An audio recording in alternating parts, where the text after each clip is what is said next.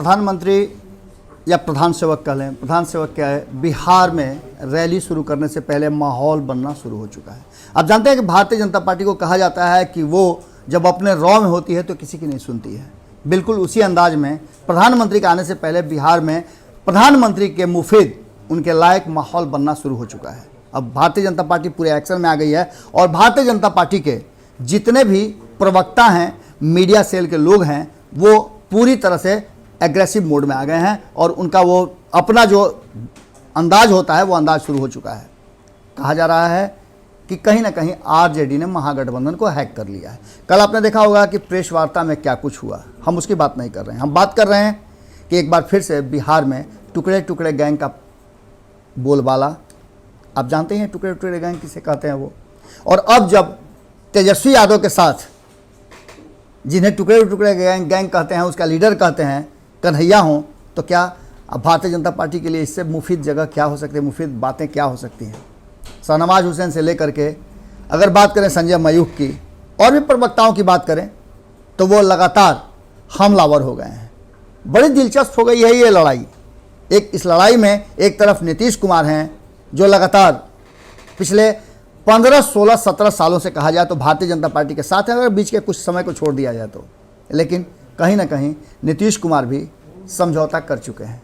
अगर समझौता नहीं करते तो आज वो भारतीय जनता पार्टी के साथ नहीं रहते, क्योंकि 2013 में उन्होंने खुद ही कहा था कि नरेंद्र मोदी इस देश के अगर प्रधान सेवक बन जाते हैं, प्रधानमंत्री बनते हैं, तो इस देश के लिए दुर्भाग्य होगा। उन्होंने और भी बहुत सारी बातें कही थी। अब तो खुद नीतीश कुमार के लिए कहा जाने लगा है कि अगर नीतीश कुमार बिहार के मुख्यमंत्री एक बार फिर से बन जाते हैं तो बिहार का ये सबसे बड़ा दुर्भाग्य होगा और बिहार को गर्त में जाने से कोई नहीं बचा सकेगा। इसकी मुहिम भी चल रही है।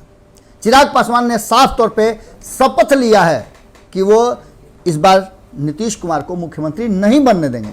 उन्होंने तो यहाँ तक दावा किया है कि नीतीश कुमार से ज़्यादा सीटें उनकी आएंगी। उन्होंने कहा है कि इतिहास खुद को दोहराता है।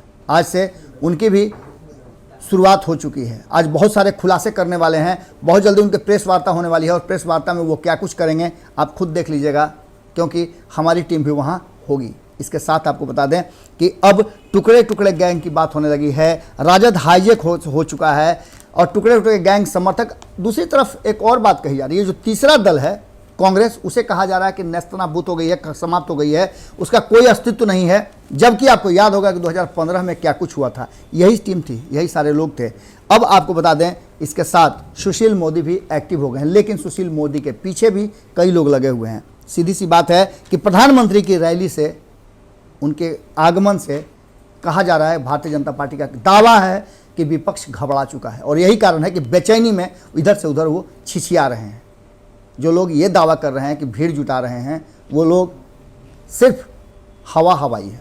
प्रधानमंत्री के आते ही सारा माहौल बदल जाएगा। अब देखने वाली बात होगी कि कितना इस दावों में दम है और क्या कुछ होता है, ये तो वक्त बताएगा। लेकिन एक चीज़ तो पक्का है कि जैसे ही प्रधानमंत्री नरेंद्र मोदी की रैली शुरू होगी, उसके बाद से निश्चित रूप से बिहार में एक माहौल तो जरूर बदलेगा। और जब ये माहौल बदलेगा तो देखना होगा कि क्या कुछ होता है। अभी पलड़ा बस पसंगा भर इधर उधर है। हमने आपको पहले बताया था कि पलड़ा जो है तराजू का वो एकदम पैरेलल है। पसंगा जो है वो जहां पड़ रहा है वहां थोड़ा झुक जा रहा है, थोड़ा उठ जा रहा है, बस इतना ही अंतर है। नरेंद्र मोदी के साथ 30 स्टार प्रचारक क्या गुल खिलाते हैं, किस तरह का बिहार में माहौल बनाते हैं, देखने वाली बात होगी। हम भी इंतजार कर रहे हैं, आप भी इंतजार कीजिए। नमस्कार। बढ़ाएं अपना कदम सक्सेस की ओर शिखर करियर इंस्टीट्यूट के साथ। शिखर करियर इंस्टीट्यूट पूर्वी भारत में एकमात्र कोचिंग संस्थान जो एक्सक्लूसिवली है मेडिकल एंट्रेंस एग्जाम के लिए।